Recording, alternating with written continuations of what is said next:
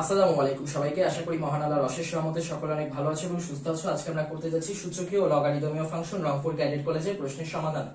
তাহলে আমরা প্রথমে আমাকে বলেছে f of x is equal to log e ভিত্তিক x। এটা হচ্ছে আমার প্রশ্নের উদ্দীপকে আছে, কিন্তু ক নম্বরে বলেছে y is equal to ln 5 plus x divided by 5 minus x is equal to f of x। তো এইটার ক্ষেত্রে কোন কোন এটার যে ফাংশনটা আছে এই ফাংশনের ক্ষেত্রে এটার কোন কোন মানের জন্য x এর কোন কোন মানের জন্য এটা অসংজ্ঞায়িত হবে, অর্থাৎ এই ফাংশনটা কখন অসংজ্ঞায়িত হবে এটা হচ্ছে আমার প্রশ্নে বলেছে। তো আমরা জানি এই ফাংশনের যে ডোমেন সেই ডোমেনগুলোর জন্য এই ফাংশনটা সংজ্ঞায়িত হবে, কিন্তু ডোমেনের বাইরে যারা আছে অর্থাৎ ডোমেনের বাসায় নেই, ডোমেনের বাসার বাইরে যারা যারা আছে সেই সবার জন্য হচ্ছে এই ফাংশনটা অসংজ্ঞায়িত হবে। তাহলে আমার প্রথমে কি করতে হবে, প্রথমে এটা ডোমেন বের করতে হবে। ডোমেন বের করার পরে ডোমেনের বাইরে কারা কারা আছে সেটা বের করতে হবে। ডোমেনের বাইরে যারা যারা আছে তারাই হচ্ছে এটা অসংজ্ঞায়িত হবে, তাদের জন্যই এই ফাংশন অসংজ্ঞায়িত। তাহলে ডোমেন হবে কি, ডোমেন হবে লোনের এই যে এইটা লোনের কার মানের জন্য এটা পজিটিভ বা বাস্তব আছে, বাস্তব কোন একটা মান আসে। তো এখন আমরা জানি যে লোনের সাথে যদি পজিটিভ কিছু থাকে তাহলে এটা বাস্তব মান পাওয়া যায়। জিরো হোক বা নেগেটিভ কোনো কিছু হোক তাদের জন্য কিন্তু কখনোই আমরা বাস্তব মান পাবো না। তাহলে বাস্তব মান পাওয়ার জন্য 5 plus x divided by 5 minus x এটা লোনের সাথে আছে, এটাকে অবশ্যই পজিটিভ হতে হবে বা জিরোর চেয়ে বড় হতে হবে, মানে ধনাত্মক কিছু হতে হবে। এটা কখন ধনাত্মক হবে, যখন এই দুটাই মাইনাস হবে অথবা এই দুটাই প্লাস হবে। তো এখন দেখি দুইটাই যদি মাইনাস হয় তখন কি রকম হয়। দুইটাই যদি মাইনাস হয় তখন আমরা বলতে পারবো 5 plus x is less than 0 অথবা 5 minus x is less than 0। তো 5 plus x is less than 0 হলে আমরা বলতে পারি যে x is less than -5।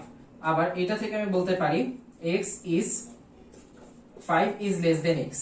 কিন্তু দুইটা মিলালে কি হয়ে যায়, দুইটা মিলালে আমি দেখবো যে 5 -5 এর চেয়ে ছোট, কিন্তু x এর চেয়ে আবার 5 এর চেয়ে কি বড়, 5 এর চেয়ে বড় কিন্তু -5 এর চেয়ে ছোট। এরকম করে কিছু আছে, -5 এর চেয়ে ছোট মানে সব ঋণাত্মক সংখ্যা, আর 5 এর চেয়ে বড় মানে হচ্ছে সব ধনাত্মক সংখ্যা, মানে সব ধনাত্মক সংখ্যা যেগুলো 5 এর চেয়ে বড় তাদের জন্য। আর সব ঋণাত্মক সংখ্যা বলতে -5 এর চেয়ে ছোট সব ঋণাত্মক সংখ্যা। তো এরকম কোন সংখ্যা কিন্তু পাওয়া যায় না যেটা একই সাথে ধনাত্মক আবার একই সাথে ঋণাত্মক, কোনো একটা হবে। তাই এটার জন্য কিন্তু কোনো বাস্তব কিছু পাওয়া যাবে না। তাহলে এই শর্তটা ভুয়া, প্রযোজ্য না। ওকে, তাহলে আরেকটা আছে আমার, আরেকটা হচ্ছে দুইটাই যখন পজিটিভ হবে, দুইটাই পজিটিভ হলে কি হবে, 5 plus x is greater than 0, 5 minus x is greater than 0। তাহলে দুইটা মিলে আমি বলতে পারি x এর মান -5 এর চেয়ে বড় হবে, আবার এখানে 5 এর মান x এর চেয়ে বড় হবে। আবার এই দুইটা মিলে আমি বলতে পারি -5 is less than x is less than 5, এটা আসে। তাহলে এখন এইটাকে আমি যখন ব্যবধি দিয়ে প্রকাশ করব, এই যে ব্যবধি প্রকাশ করার ক্ষেত্রে নিয়ম আছে, a is less than x is less than b, এইটার ব্যবধি হবে হচ্ছে a, b first bracket. First bracket হচ্ছে যখন খালি এই সমান, এই যে সমান চিহ্ন থাকবে না, খালি greater than or less than এই চিহ্ন থাকবে, তখন আমরা ফার্স্ট ব্র্যাকেট দিব। কিন্তু যদি এরকম থাকে সমান চিহ্ন সাথে এটা, তখন আমরা এই ব্যবধির জায়গায় থার্ড ব্র্যাকেট দিব। একটাই যেহেতু সমান চিহ্ন তাই একটাই থার্ড ব্র্যাকেট, যেটাই সমান চিহ্ন নাই ওইটাতে হচ্ছে আবার ফার্স্ট ব্র্যাকেটই থাকবে। এমন যদি হতো যে এটাতেও সমান চিহ্ন আছে এটাতেও সমান চিহ্ন আছে, তখন দুইটার ক্ষেত্রে আমরা থার্ড ব্র্যাকেট ইউজ করতাম। ঠিক আছে, তার মানে x এর মান কিন্তু এর সমানও হতে পারে, এর চেয়ে বড় হবে, আবার b এর সমানও হতে পারে, b এর চেয়ে ছোটও হবে। তার মানে এরকম হলে তখন আমরা থার্ড ব্র্যাকেট ব্যবহার করব। কিন্তু যদি এরকম হতো খালি লাস্টেরটাই সমান চিহ্ন আছে প্রথমটাই নাই, তখন আমরা a, b দিয়ে প্রথম যেটার সমান চিহ্ন নাই ওইটাতে ফার্স্ট ব্র্যাকেট, আর যেটার সমান চিহ্ন আছে ওইটাতে থার্ড ব্র্যাকেট ব্যবহার করতাম। তাহলে এটাই হচ্ছে আমার ব্যবধির কনসেপ্ট, বেসিক কনসেপ্ট। তো এখন এইটার ক্ষেত্রে আমরা কিভাবে ব্যবধি ব্যবহার করব, ব্যবধি ব্যবহার করার ক্ষেত্রে এটা যেহেতু কোনোটাতেই সমান চিহ্ন নাই তাই এটা -5, 5 এভাবে ব্যবধিটা দিলাম। তো এটাই হচ্ছে আমার কি, এটাই হলো এই ফাংশনের ডোমেন। এই যে ফাংশনটা যে আছে এই ফাংশনের ডোমেন হচ্ছে -5, 5 দুইটাতেই ফার্স্ট ব্র্যাকেট। তাইলে এখন আমি ডোমেন পেয়ে গেলাম, অর্থাৎ কার কার জন্য x এর মানটা সংজ্ঞায়িত এটা আমরা পেয়ে গেলাম। -5 এর চেয়ে বড় সব এবং 5 এর চেয়ে ছোট সব, এই যে মাঝখানে যে সেটটা আছে -5 এর চেয়ে বড় যারা আছে এরা হচ্ছে -5 এর চেয়ে বড়, আর এরা হচ্ছে 5 এর চেয়ে ছোট। এই যে মিলে যেটা এটা হচ্ছে কি, এটা হলো x এর ডোমেন। x এর ডোমেন মানে x এর জন্য যারা এই ফাংশনের ডোমেন, অর্থাৎ x এর সদস্য, x সেটের সদস্য হচ্ছে এই মাঝখানে যারা থাকবে তারা। ওকে, তাহলে আমার ডোমেন পেয়ে গেলাম -5,5। তাহলে এটা হচ্ছে আমার ডোমেন। এখন আমার দরকার হচ্ছে কাদের জন্য অসংজ্ঞায়িত হবে। আমি তো পেলাম কার জন্য সংজ্ঞায়িত হবে, কিন্তু অসংজ্ঞায়িত হবে কার জন্য। একটা সংখ্যা রেখা দেখি, এটা হচ্ছে 0, এটা হচ্ছে -5, এটা +5, এটা হচ্ছে +ইনফিনিটি পর্যন্ত, আর এটা হচ্ছে -ইনফিনিটি পর্যন্ত। তো এখন আমি যখন লিখবো কার জন্য অসংজ্ঞায়িত হবে, এই যে এই পর্যন্ত যে মানটুকু আছে, এই পর্যন্ত যে মানটুকু আছে, এদের জন্য কি, এদের জন্য হচ্ছে সংজ্ঞায়িত, তাই না? এদের জন্য হলো সংজ্ঞায়িত x এর মান। x এর মান হচ্ছে -5 থেকে +5 পর্যন্ত, এদের জন্য সংজ্ঞায়িত হচ্ছে। কিন্তু যদি x এর মানগুলো এদের বাইরে থাকে তাহলে কি হবে? তাহলে অবশ্যই অসংজ্ঞায়িত হবে। তো এখন এইটার ক্ষেত্রে ব্যবধিটা কিভাবে লিখবো? এই যে -ইনফিনিটি থেকে -5 পর্যন্ত, আবার +5 থেকে +ইনফিনিটি পর্যন্ত। কিন্তু এখানে একটা ধরা আছে ব্যবধির ক্ষেত্রে। ব্যবধির ক্ষেত্রে ধরাটা কি রকম? আমরা জানি যে -5 পর্যন্ত অসংজ্ঞায়িত হবে, কিন্তু -5 থাকলেও কিন্তু এটা অসংজ্ঞায়িত হবে। কিভাবে? এই যে দেখি, লোন 5 + x 5 - x।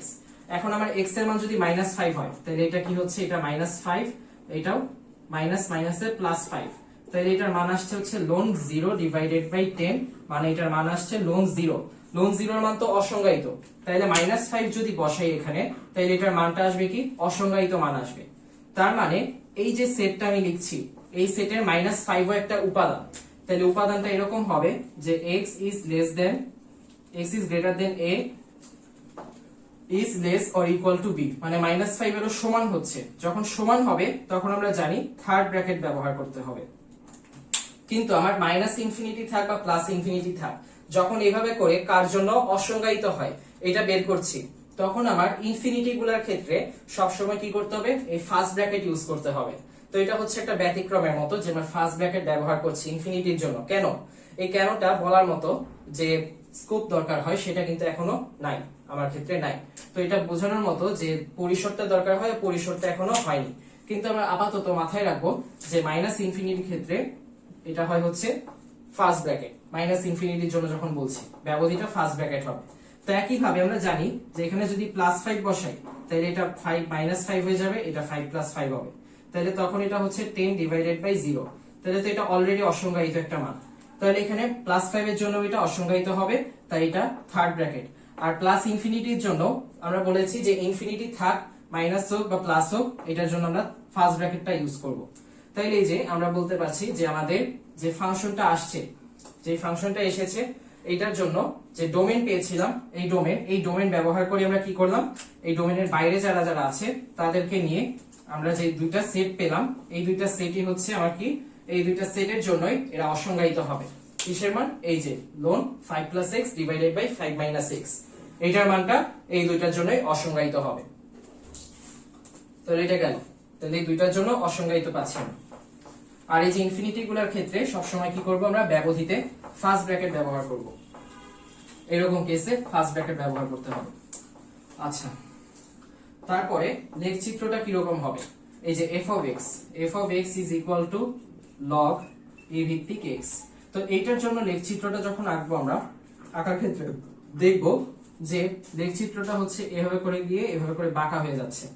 ঠিক আছে? তো এটা কিভাবে? এটা আমরা x এর প্রত্যেকটা ভ্যালু নিব আর y এর প্রত্যেকটা ভ্যালু নিব, ভ্যালু নিয়ে মান বসাবো, কমপক্ষে 5 থেকে 6টা মান বসাবো। 5 থেকে 6টা মান বসানোর পরে ওই বিন্দুগুলো আমরা গ্রাফ কাগজে স্থাপন করব। এখন কিভাবে স্থাপন করব?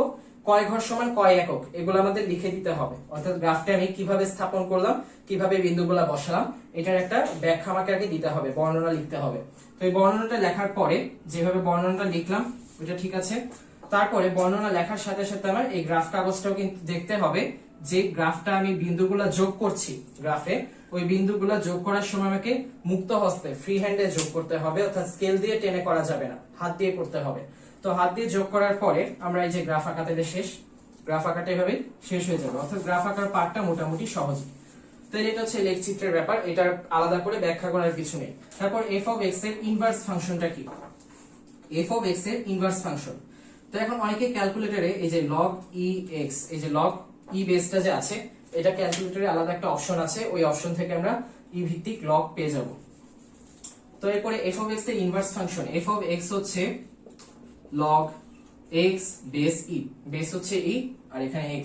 তো এখন এইটার ক্ষেত্রে আমরা জানি এরকম যদি থাকে log 2 বেস 4, তখন আমরা জানি এটা হচ্ছে 2 এর পাওয়ার কত হলে 4 হবে, 2 এর পাওয়ার যদি 2 হয় তাহলে এটার মান 4 আসবে, ঠিক আছে। তেমনি এর পাওয়ার কত হলে x হবে, তো আমরা ধরে নিলাম সাপোজ এর পাওয়ার y হলে এটা x হবে। তাহলে সেই ক্ষেত্রে আমরা বলতে পারি এটাকে এভাবে যদি লিখতে চাই, এটাকে আমরা এক্সপোনেনশিয়াল ফর্মে লিখতে চাইলে 2 স্কয়ার ইজ ইকুয়াল টু 4 হবে, 2 স্কয়ার ইজ ইকুয়াল টু 4। এইটাকে যদি একই ভাবে এক্সপোনেনশিয়াল ফর্মে লিখতে চাই তখন এটা কি করব, এই যে 2 টু দি পাওয়ার 2 হচ্ছে 4, এখানে e to the power y হচ্ছে x, e to the power y হচ্ছে x। তাইলে এইখানে আমি x টাকে একা করে ফেললাম। কেন একা করে ফেললাম? কারণ আমাকে ইনভার্স ফাংশন বা বিপরীত ফাংশন বের করতে হবে। যখন কখনো আমাকে বিপরীত ফাংশন বের করতে হবে, ফাংশনের যে চলক থাকে x থাকে সাধারণত, সেই x টাকে আমার একা করে ফেলতে হবে। কারণ আমি জানি যে এই যে f of x is equal to y, f of x is equal to y, এখান থেকে আমি যদি x কে একা করে ফেলি তাহলে আমি একটা ইনভার্স ফাংশন পেয়ে যাচ্ছি।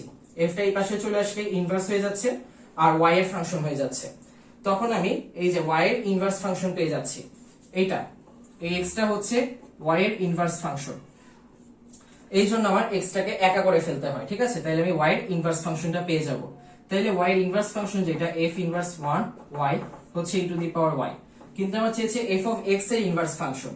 f of x এর ইনভার্স ফাংশন হবে হচ্ছে f inverse 1 of x is equal to e to the power x। এটাই হচ্ছে আমার f ইনভার্স 1x, এই যে f of x এর inverse function e to the power x। তাহলে কিভাবে আসলাম? প্রথমে আমি x টাকে একা করে ফেললাম। x একা করার সময় আমি দেখলাম যে লগটা উঠিয়ে দেওয়া যায়। কিভাবে? এই যে আমরা জানি যে এই ফর্মটাকে এক্সপোনেনশিয়াল ফর্মে নিলে এরকম হয়। তো এরকম হয় যেহেতু এটাকে আমি এক্সপোনেনশিয়াল ফর্মে নিব, এইটার মতোই এভাবে করে আমি একটা ভ্যালু পাচ্ছি। তখন x এর একটা মান আসছে e to the power y। কিন্তু আবার আমি জানি যে f of x যেহেতু y, f of x y মানে হচ্ছে x এর মান আসবে f ইনভার্স 1 হচ্ছে y, f ইনভার্স 1 এর y। তখন ওইটাকে আমি আবার এটার সমান করে বলতে পারি যে f ইনভার্স 1 of x হচ্ছে e to the power y জায়গায় e to the power x। তাহলে এটাই হবে আমার বিপরীত ফাংশন, এটাই হচ্ছে উত্তর। তাহলে এই পর্যন্তই, আশা করি অতটা খারাপ হয়নি। তো সবাই ভালো থেকো, আল্লাহ হাফেজ, আসসালামু আলাইকুম।